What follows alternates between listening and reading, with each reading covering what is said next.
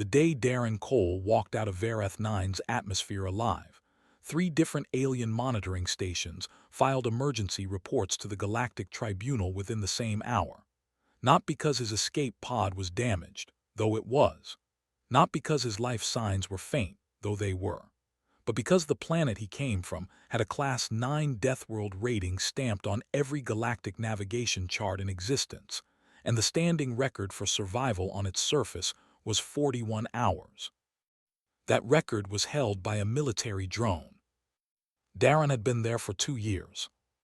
The tribunal processed the report the same way it processed everything, slowly, carefully, and with a great deal of argument between species who disagreed on basic facts. By the time Darren's pod was pulled aboard a passing cargo vessel run by a crew of Orathi traders, the arrest order had already been filed. The Orathi captain, a wide-bodied creature with 4 arms and copper-colored scales, took one look at the human sitting on the floor of his cargo bay eating the first real food he had seen in months, and decided not to argue with the tribunal. He sent the coordinates and kept flying. Darren did not resist. He finished his meal first. The tribunal chamber was built inside a space station that orbited a dead star at the edge of the Veth corridor. It was designed to hold up to 800 observers from any recognized species, and on the day of Darren's hearing, every seat was filled. Word had moved fast. A human, alive, from Vareth 9. The chamber filled the way fires filled dry rooms quickly and with a lot of noise. Darren was brought in through the lower entry, which meant he walked the full length of the central floor before reaching the defendant's platform. It took almost 2 minutes. He used them to look around. The ceiling of the chamber curved upward in a dome of dark glass, and through it the dead star outside glowed a dull and distant orange. The walls were lined with holographic displays showing planetary data, case records, and a live feed of the chamber itself. The seating tiers rose steeply on all sides, filled with alien faces he had no names for. Some of them he recognized by species from old data files. Most he did not. He noticed that many of them leaned forward when he walked in. He noticed that some of them leaned back. The magistrate bench sat high above the central floor, a long curved structure with 7 seats. 6 were filled by alien judges representing different tribunal factions. The 7th seat, the center one, belonged to Senior Magistrate Quoreth, who was tall even sitting down, with a bony, elongated head the color of old chalk and eyes so dark they caught no light at all. Quoreth watched Darren cross the floor with the kind of stillness that suggested he was not calm, but simply very good at appearing that way. The restraints locked onto Darren's wrists when he stepped onto the platform. They were heavy and built for something larger than a human, so they hung slightly loose. He did not mention this. The charges were read by a translation drone hovering at head height. The list was longer than Darren expected. Unauthorized presence on a tribunal-restricted planet, survival of said planet without registered biological exemption, potential contamination of restricted ecosystem, potential acquisition of restricted biological knowledge, and the final charge, the one that made the chamber go quiet in a way the others had not, threat classification pending, subject to tribunal review. Quoreth let the silence hold for a moment after the drone finished. Then he spoke. His voice came through the translation system flat and even, the way all translated speech sounded, but underneath the translation Darren could hear the original language, something low and clicking and very precise. The tribunal had reviewed the case, Quoreth said. It had reviewed the planet's classification records, the atmospheric data, the biological threat index. It had reviewed the 41-hour survival record. It had reviewed the life sign readings from Darren's pod, 2 years of continuous biological activity on the surface of Vareth 9. The tribunal found no reasonable explanation for this data that did not involve either a falsification of records or a level of biological anomaly requiring immediate containment. In the interest of galactic safety, the tribunal had reached a preliminary verdict. The sentence was death. The chamber did not erupt. It went quieter, which was somehow worse. Darren stood on the platform with his two large restraints and looked up at Quorath for a long moment. He did not look afraid. Several observers later described his expression as thoughtful, the way a person looks when they are working out a mildly interesting problem.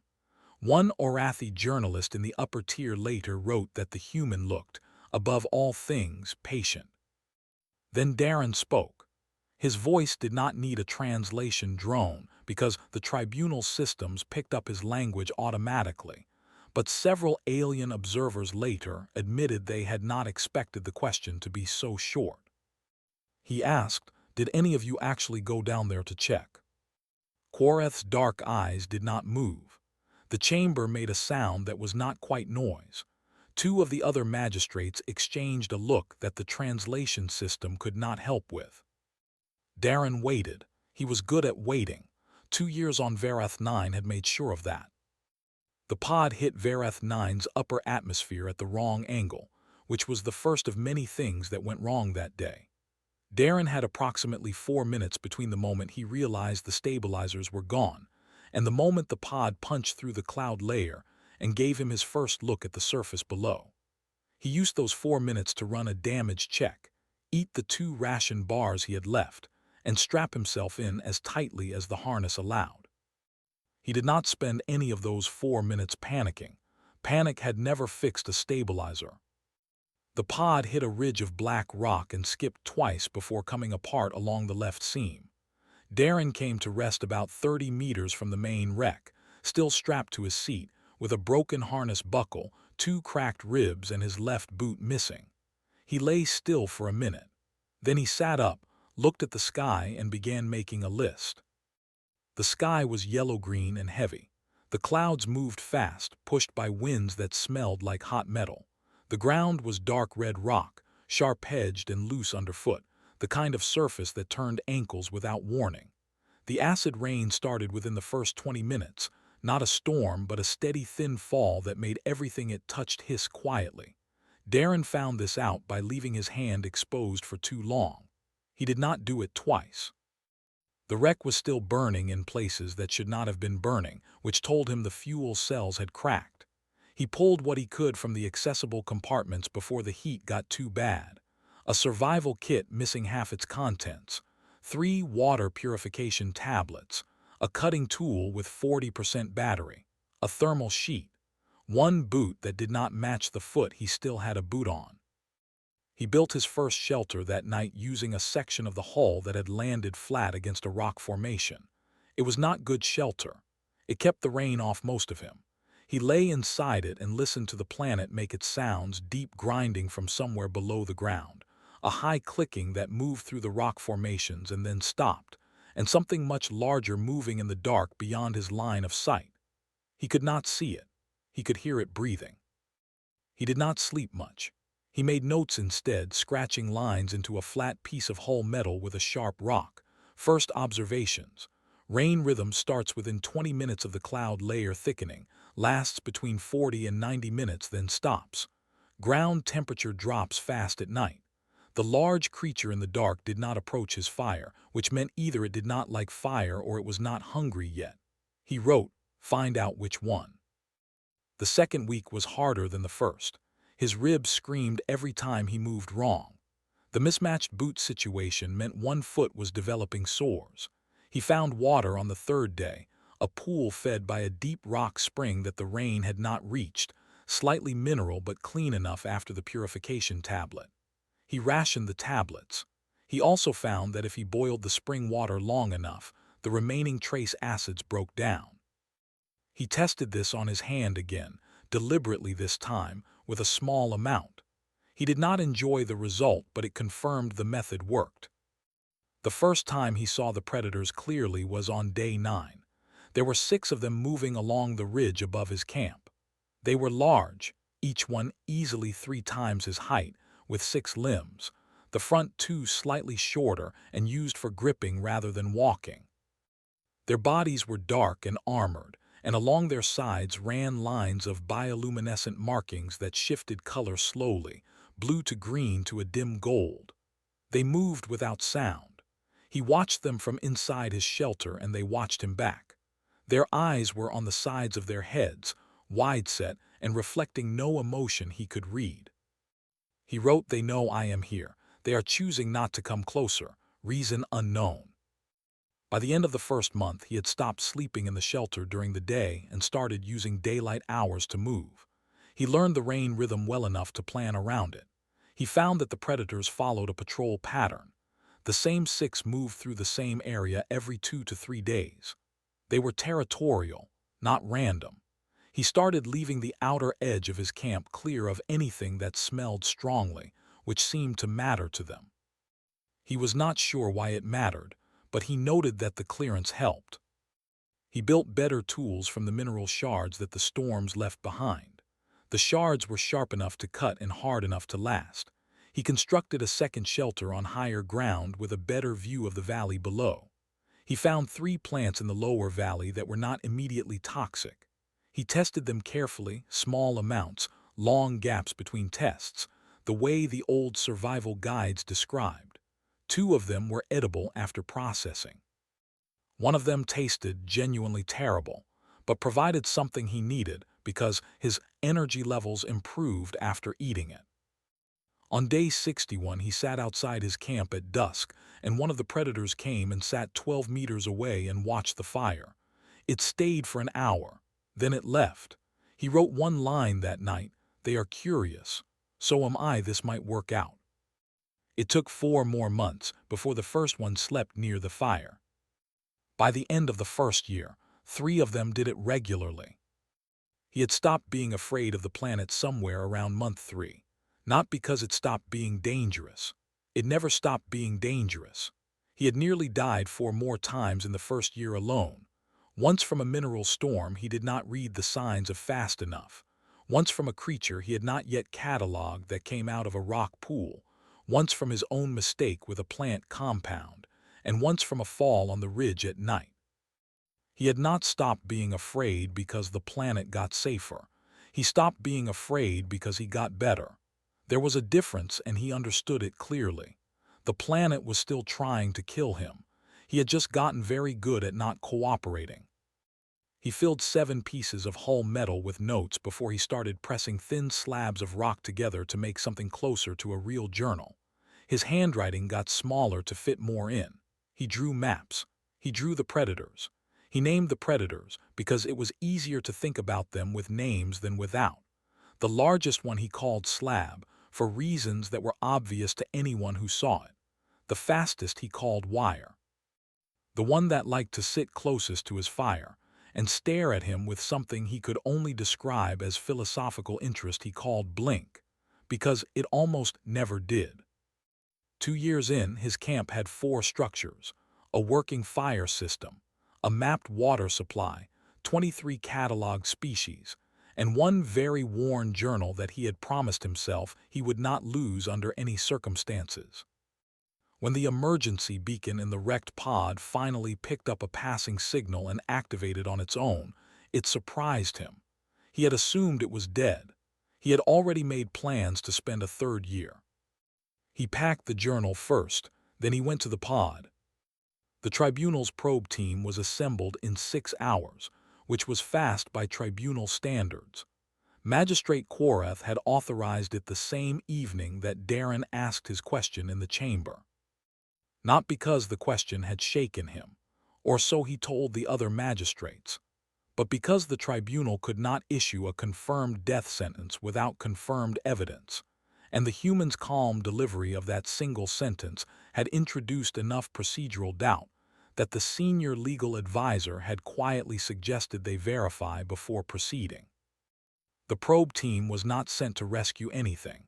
It was sent to confirm that Varath 9 was still what the record said it was, and to determine whether the humans' account of 2 years on the surface was fabricated. Quorath expected the answer to be simple. The planet would be lethal. The human story would be impossible. The sentence would proceed. He had dealt with difficult cases before. This was a difficult case. He was not concerned. The probe team consisted of 2 remote drones and 1 observation shuttle that was under strict orders not to enter the lower atmosphere. The drones were Class 7 environmental units, built to withstand conditions up to and including volcanic surface activity. They were the same model the Tribunal had sent to Vareth 3 centuries ago when it was first classified. The original units had lasted 38 hours before the acid corrosion ate through the outer casing. The newer models had better shielding. The mission planners estimated they would last between 70 and 90 hours. The first drone entered Vareth 9's atmosphere and immediately confirmed everything in the classification records: acid rain, superheated mineral storms, ground temperature variance extreme enough to crack standard alloy plating, atmospheric composition toxic to 17 of the 22 most common sapient species in the Tribunal's registry, biological threat index holding at Class 9, same as 300 years ago.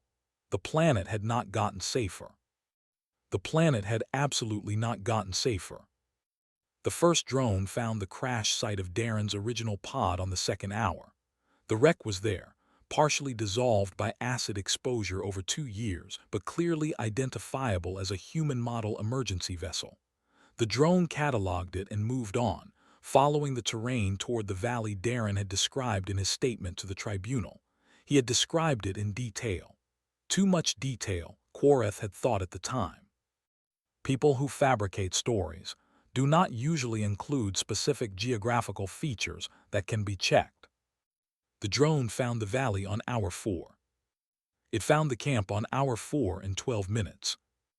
The footage that came back to the observation shuttle was sent directly to the Tribunal station in a live feed, and Quareth watched it from his private review chamber with 2 other magistrates and the head of the Tribunal's science division, a narrow-bodied Velen named Proth, who had 3 postgraduate certifications in alien biology and had spent 40 years telling other people how planets worked.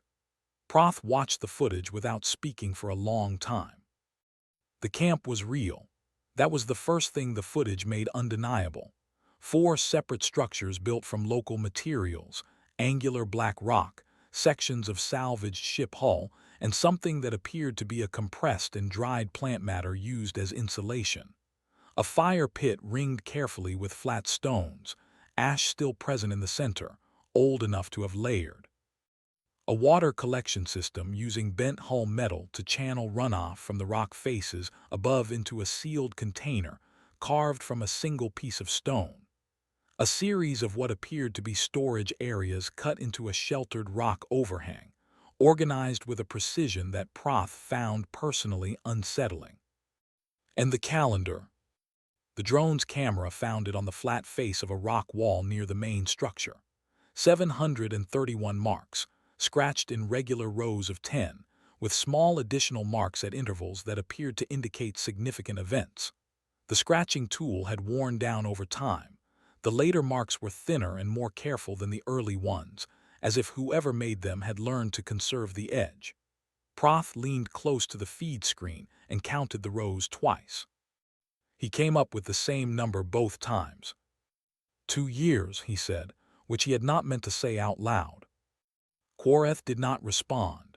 He was watching the drone's camera pan slowly across the camp, cataloging every structure, every tool, every modification. Someone had lived here. Someone had built here. Not survived in the technical sense of simply remaining alive, but actually established a functional residence on the surface of a world that should not have allowed it.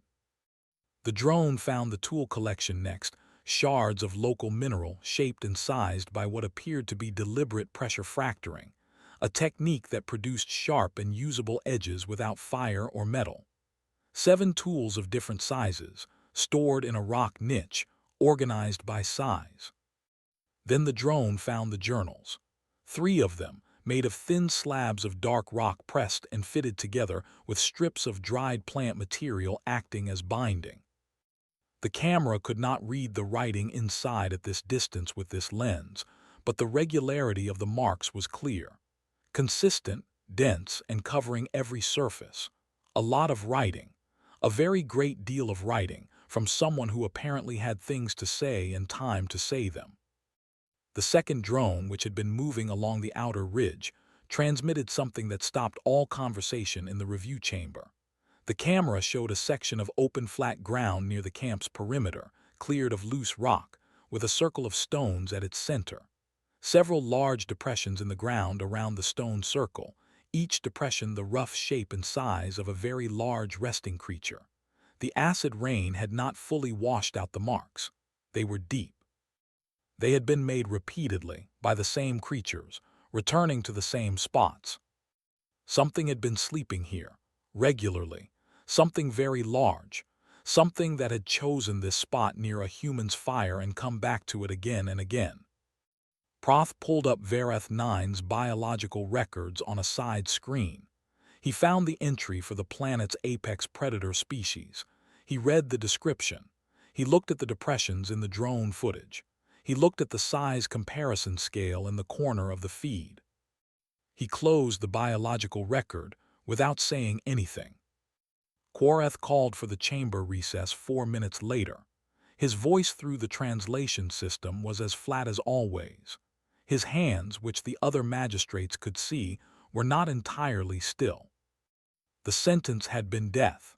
The evidence was supposed to confirm it. The evidence was doing something else entirely, and Quareth, who had presided over 1,100 cases in his career, was experienced enough to recognize when a simple case had stopped being simple. He called the recess. He needed time to think. The drone footage kept transmitting for another 60 hours before the acid finally got through the casing. In those 60 hours, it captured 23 distinct species, 3 geological features not in any existing tribunal survey, and 1 event, near hour 47, that the science team watched 7 times in a row without reaching a consensus on what they were seeing. The event was 8 minutes long. It showed the camp at night, firelight, and one of the large predators sitting at the edge of the light. Sitting. Still. Not feeding, not threatening, not investigating. Just sitting near the fire the way something sits near a fire when it has done it before and found it acceptable. The science team's consensus, eventually, was no consensus at all. They filed it under, requires further review. The request went to the Tribunal's Galactic Records Division on a quiet morning when most of the station was between sessions. It was filed by a junior researcher named Savak, who was 22 years old by Velen counting, which made him young enough that the senior archivist sometimes forgot to take him seriously. Savak was accustomed to this. He was also accustomed to being right. He had been assigned to the Cole case as a background researcher, which meant his job was to pull supporting documentation for whichever direction the tribunal decided to go. It was not a creative position. It did not require initiative. It required finding the files that already existed and putting them in order. Savak had been doing this for 3 days when he pulled the Earth file and stopped doing what he was told. The Earth file was old. Some of it went back to the first contact period more than 200 years ago, when tribunal scout ships had identified the Sol system as containing a developing sapient species and flagged it for monitoring. The early reports were cautious and clinical, a species of moderate physical capability, limited technology, no space travel, 1 planet, 1 moon, standard observations, nothing that would draw particular attention. The later reports were different. Savak read them in order. He read for 4 hours without stopping, which was unusual for him because he was normally disciplined about taking breaks. He read the Geological Survey of Earth. He read the Biological Diversity Index. He read the Atmospheric Composition Analysis. He read the Predator Classification reports from Earth's own ecosystem, which listed 47 species that qualified under tribunal standards as significant biological threats, several of which had been assessed as potentially lethal to an unprotected adult member of 12 different tribunal-registered species. Then he pulled Earth's planetary classification assessment and found that it had never been formally completed. The initial survey had flagged Earth for review under Class 3 Deathworld criteria, which would have required a full biological threat assessment and potential restriction notice. The review had been scheduled, delayed, rescheduled, delayed again, and eventually quietly dropped from the active list when the monitoring team changed. And the new team inherited a backlog of 400 cases and decided Earth's slow-developing sapients were not a priority. Earth had, in other words, been on the edge of a Class 3 to Class 4 Deathworld classification for 2 centuries, and nobody had finished the paperwork. Savek sat with this information for a while. Then he pulled the geological activity records, tectonic instability across multiple major plate boundaries, a documented history of events severe enough to reshape coastlines, volcanic systems active at multiple points across the surface, seasonal temperature swings in the polar and equatorial zones severe enough that some regions were regularly uninhabitable by species without specialized thermal adaptation. He found the records of Earth's documented extinction events. Not one, not two, but 5 major ones that had wiped out significant portions of the planet's biological history, plus one partial event that the humans themselves had apparently not noticed was happening because they were causing it. After 5 extinction events, Earth still had life on it. Complicated, diverse, loud life. Life that had survived every reset the planet had thrown at it, and then filled the emptied spaces with new species within a few geological blinks of an eye. The planet treated extinction the way some species treated bad weather: unfortunate, temporary, and no reason to stop going outside. Savek then pulled the human biology files. They were thinner than he expected, partly because human medical cooperation with tribunal researchers had always been inconsistent, and partly because the humans themselves seemed to have varying opinions on what counted as a health problem worth reporting. What was there painted a picture that Savek found increasingly difficult to process neutrally. Humans had a skeletal structure dense enough that their bone mass was higher per body weight than most comparably sized sapient species. Their cardiovascular system, under sustained physical stress, could maintain output levels that the tribunal's medical database described as exceeding standard sapient parameters. They healed from injuries that would require extended medical intervention in other species, sometimes without any intervention at all, through a biological process that seemed to involve temporary discomfort and then moving on. They also, Savek discovered, had a documented voluntary relationship with physical suffering that no other species in the tribunal database engaged in to the same degree. They climbed mountains, the tallest ones with thin air and extreme cold, for recreation. They descended to the deepest points of their ocean, where pressure levels would collapse the hulls of standard scout vessels in containers they built themselves to look at what was down there. They ran long distances on flat ground for no strategic reason. They sought out the most dangerous environments on their planet: deserts, frozen poles, active geological zones, and built settlements there, not because resources required it, but because they apparently preferred the challenge. There was a record from roughly 60 years before first contact of a group of humans who had reached Earth's southern pole by traveling across thousands of kilometers of frozen terrain using only the technology available to them at the time. The report described the conditions. Savek read it twice. He looked up the temperature records. He looked up the survival probability index the tribunal's own environmental division used for calculating mission risk.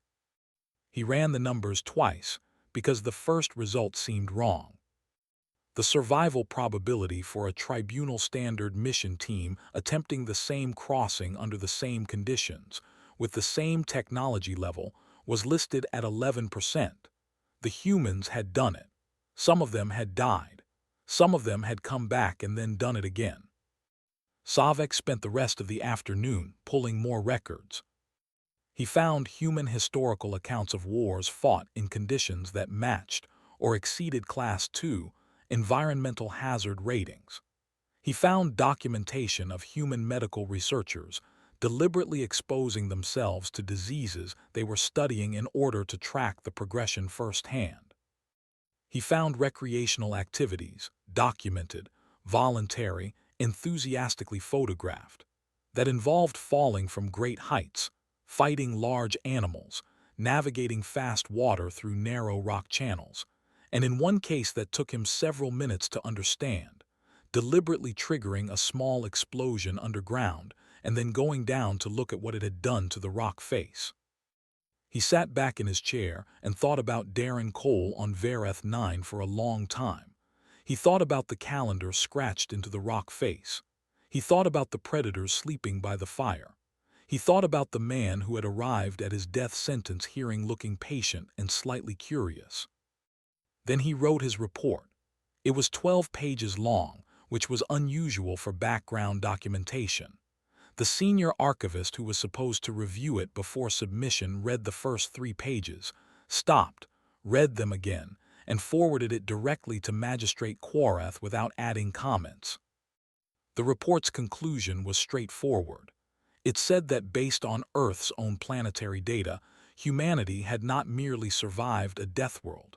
Humanity had evolved inside one. It said that the behaviors documented in the galactic record for human beings, the voluntary risk-seeking, the injury tolerance, the environmental adaptability, the persistent curiosity in the face of conditions that triggered avoidance responses in virtually every other sapient species on record, were not anomalies. They were what a species looked like when its home planet had spent millions of years selecting for exactly those traits. It then said, in the careful language Savek had learned to use when saying things that made senior officials uncomfortable, that the tribunal might want to reconsider whether the appropriate response to Darren Cole's survival was execution, or whether it was perhaps a conversation. The report landed on Quarath's desk at the end of the day. He read it that evening. He did not sleep well afterward, but he would not have said so to anyone. They gave Darren 3 days' notice before his second appearance in the chamber, which he spent in a holding room that was clean, quiet, and had a window. He appreciated the window. He spent a lot of time looking out at the dead star and the dark around it.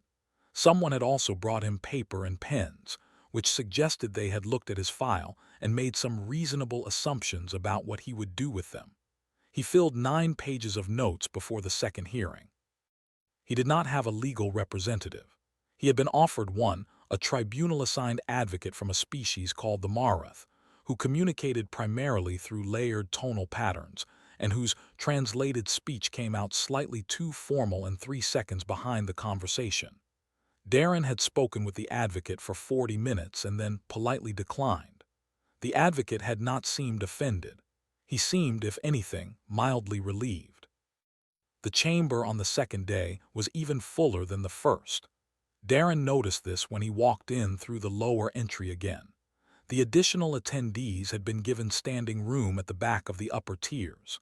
He counted them approximately and stopped at about 100 before the translation drone appeared at his shoulder and the formal session began. Quarath looked the same as the first day. The same stillness, the same chalk-pale head, the same eyes that collected no light. But one of the other magistrates, a shorter, broader creature with blue-gray skin and 4 small eyes arranged in a line across its face, was leaning forward in a way that suggested active interest rather than judicial reserve. Darren made a note of this and filed it.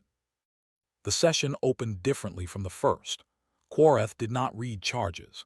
He announced that the death sentence had been formally suspended pending scientific review, and that the tribunal had requested Darren Cole to make a statement regarding his time on Vareth 9, to be entered into the official record. Not a defense, a statement. The distinction was legally significant in ways Darren did not fully understand but accepted as positive. He was not restrained this time. He noted this too. He stood on the defendant's platform with his journal in his hands, the original one from Vareth 9, rock slabs and dried plant binding, worn at every corner, and he started talking. He talked the way he had been thinking about talking since the first hearing, which was not in the way of someone defending himself, but in the way of someone who had found something interesting and wanted to explain it properly. He started with the rain. He described the rhythm of Vareth 9's acid rain cycle in detail. the way the cloud layer thickened by visible degrees in the 40 minutes before precipitation, the color shift in the sky from yellow-green to something darker and more greenish-gray, the specific smell in the air when the cycle was about to begin. He explained how he had learned to read those signs and how long it had taken him. 3 weeks for reliable prediction, he said. Another 2 weeks before he trusted his prediction enough to plan around it without a backup shelter. He watched the chamber as he talked. The four-eyed magistrate had not moved back. Several of the observers in the upper tiers had become very still. Stillness in audiences meant attention, and attention meant he was making sense to them. He kept going. He talked about the mineral storms and the shards they left behind, and how he had developed the fracture technique for shaping them. He opened the journal and held up a page facing the chamber, a diagram he had drawn of the tool shapes, labeled and annotated in his small, careful handwriting. He walked through the logic of each shape, which tool was for which task, why each design had changed over time as he got better at making them. Then he talked about the predators. He used their names without explaining that he had named them, which he realized 2 sentences in might have caused some confusion. But by that point, he was describing Slab's patrol behavior in enough behavioral detail that the chamber had gone very quiet, and he decided to keep going. He described how he had learned the patrol cycles. He described the clearance method at the camp perimeter. He described the first night one of them came and sat by the fire, and what he had done, which was nothing, specifically and deliberately. He had stayed still, kept the fire at a consistent level, and let the creature make its own decision. The mistake most species make with territorial predators, Darren said, is treating every encounter as a threat. If it comes to your fire and does not attack, that is not a threat. That is a question. It is asking whether this space is safe. The answer you give with your body and your behavior matters more than anything else. The four-eyed magistrate said something. The translation drone relayed. How did you determine that the creature was asking a question rather than evaluating an attack approach? Darren looked up at the magistrate and said, "It came back." He opened the journal to a later section and read aloud. His voice in the chamber was even and steady, and the translation system carried it to every corner without distortion. He read his own entry from the night the first predator slept near the fire. Not the whole entry, he summarized parts of it, but the last 3 lines he read directly. He did not perform them, he just read. The journal entry described the sound of a very large creature breathing slowly in the dark at the edge of firelight, and the way that sound had shifted from something alarming to something that felt, his own word, written 2 years ago by himself alone on a planet the galaxy had decided was uninhabitable, ordinary. He said the word and felt the chamber sitting with it, ordinary. Then he looked up from the journal and said he wanted to make something clear. He was not claiming Verath 9 was safe. It was not safe. It had tried to kill him multiple times, and the only reason it had not succeeded was that he had paid attention and made good decisions, and also been lucky on at least 2 specific occasions he could name. He had the journal documentation to prove all of the above. What he was saying was different from safe. What he was saying was that the planet had a logic to it, and once you understood the logic, you could operate inside it. Not above it, not against it, inside it. He set the journal down on the platform railing and looked up at all 7 magistrates. He said he would like to go back, not as a prisoner, not under a sentence of any kind. He would like to go back with a research designation, proper equipment this time, and the ability to share what he found with whoever wanted to know. He said Verath 9 had 23 species he had cataloged, and probably 40 or 50 more he had not reached yet.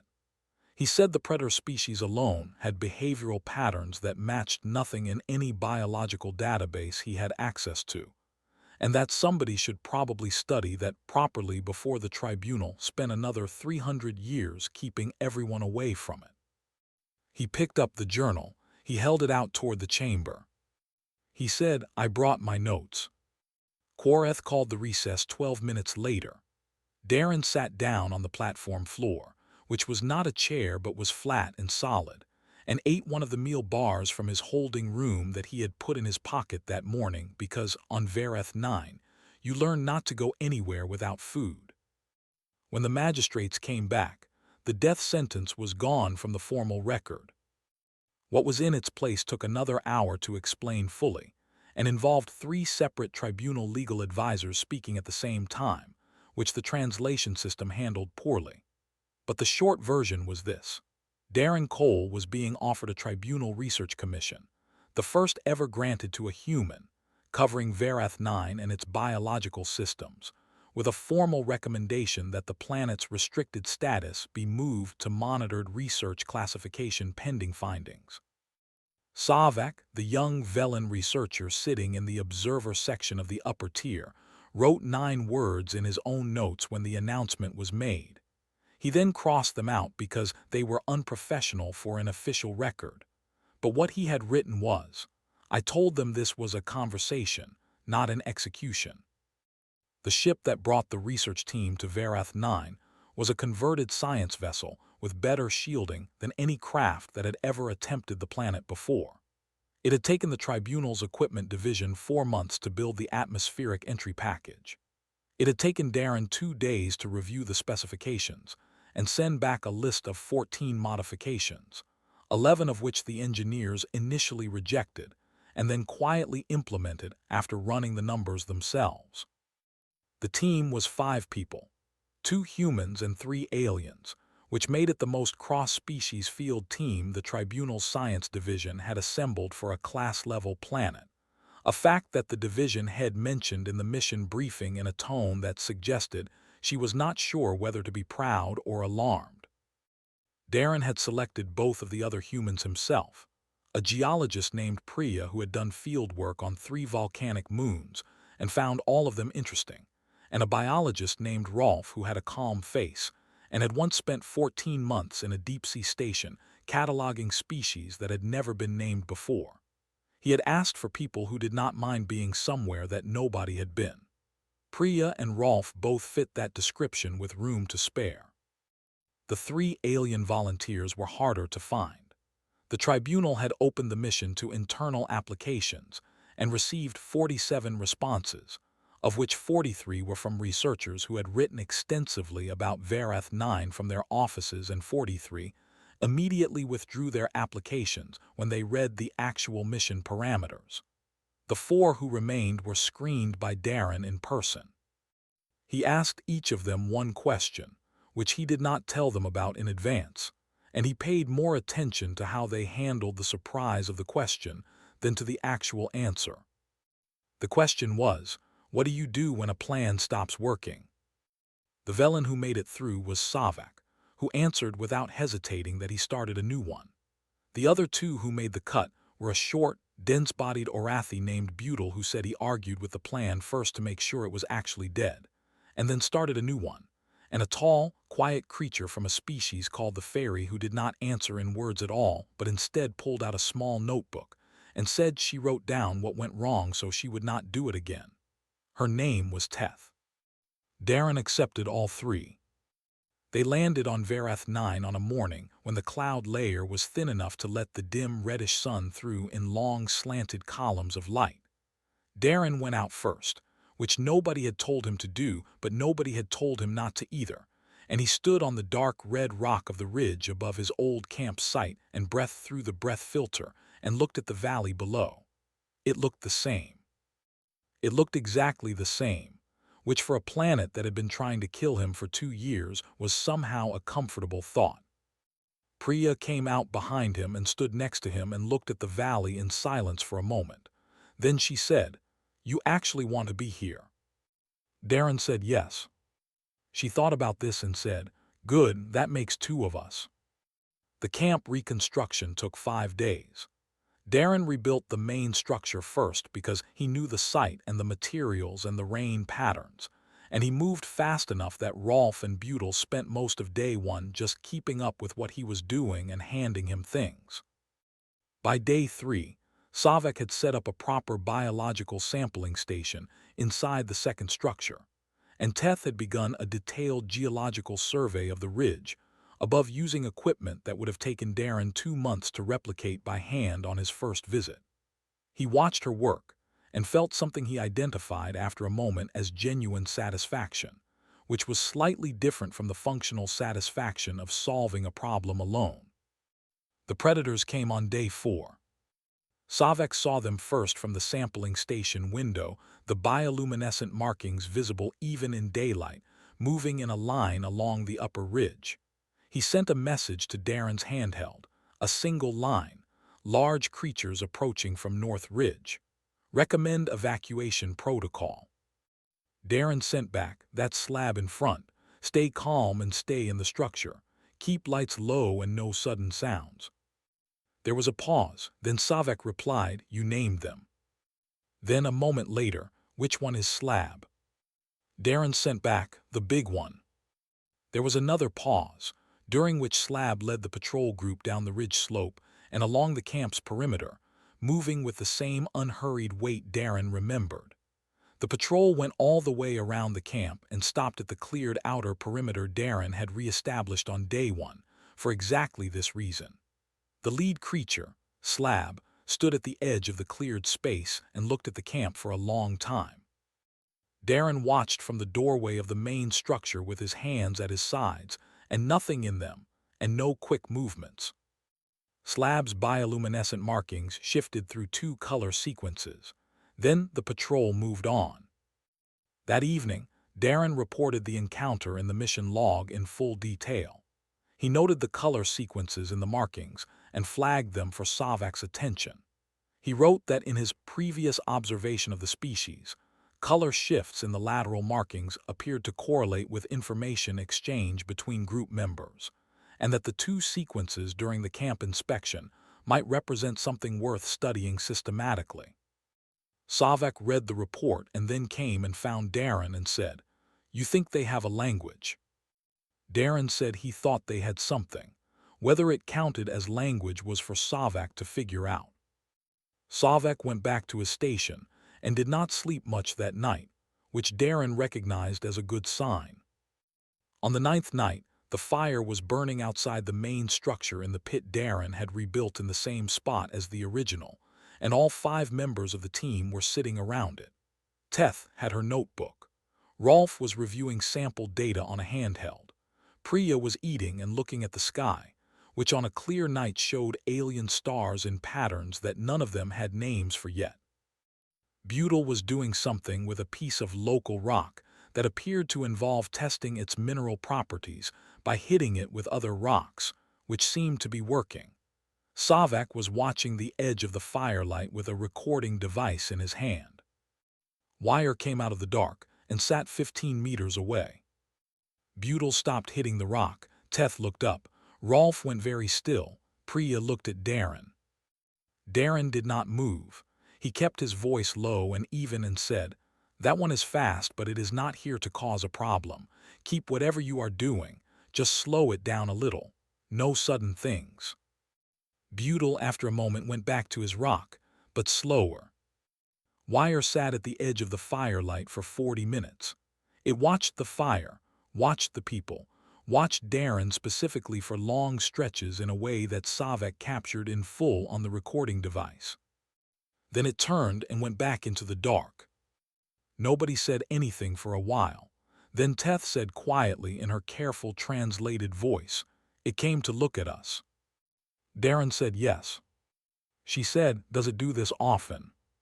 He said, "It will now." He picked up his journal, the new one, clean pages, the first entry already written, and added a line. He did not show it to anyone that night. It said, Day 9. Wire came to the fire. Savek got it on recording. Priya is already naming the stars. Rolf found something in the East Valley samples he will not stop talking about. Teth mapped 6 new geological features before noon. Butyl broke 4 rocks and kept all the pieces for reasons he has not explained. The planet is the same as it always was. That is not a problem. That is the point. He closed the journal and looked at the fire, and listened to the planet make its sounds around them, the deep grinding from below, the clicking through the rocks, the wind moving through the mineral formations on the ridge above. 5 people around a fire on a world the galaxy had decided nobody could survive, and the galaxy had been making that decision for 300 years without coming down to check. Quareth watched the live feed from the tribunal station that night. He did not tell anyone he was watching. He watched for 2 hours, until the fire burned low and the team moved inside. Then he sat for a long time with the feed paused on the last frame before the camera went dark. He pulled up Savak's report on his screen. He reread the conclusion. Then he opened a new document and began drafting a formal proposal to the Tribunal Scientific Council. The proposal was for a new classification category. He worked on the language for a long time because the language had to be precise. The category was not Deathworld native. It was not biological anomaly. It was something the galactic record had no existing word for. And Quareth, who had spent 60 years of his career believing the galactic record was comprehensive, was finding the absence of the word more interesting than he expected. He did not finish the draft that night. He saved it and went to his window and looked at the dead star outside. Then he thought about what Darren had said in the chamber, about the planet having a logic, and about learning to operate inside it rather than against it. He thought that this might be the most useful thing he had learned in 60 years, and it had come from a human who had been standing in restraints at the time. He went back to the document. He kept writing,